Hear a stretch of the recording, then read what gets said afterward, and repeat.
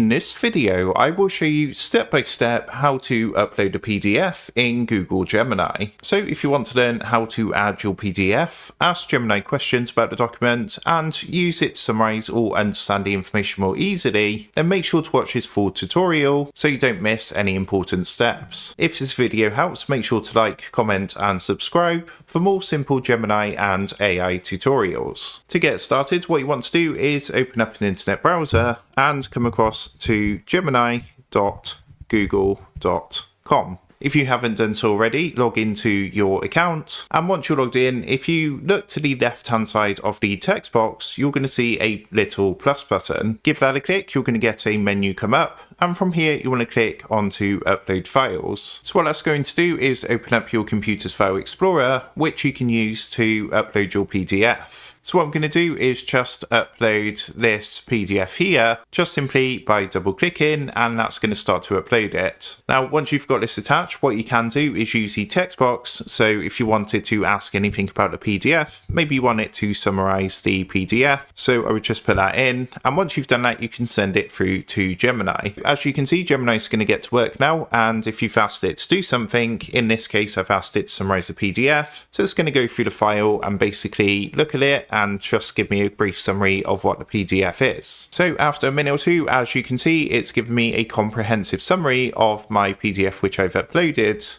We can just go through and use this to get a summary of the PDF. So that's a quick overview on how to upload PDF in Google Gemini. With that being said, I hope this quick tutorial did help you out today. And if this did help you out, I would really appreciate it if you was to consider dropping down below the video, leaving a like, and also subscribing to the channel. With that being said, I just want to take a minute. Thank you guys for watching this quick tutorial, and I will see you in the next video.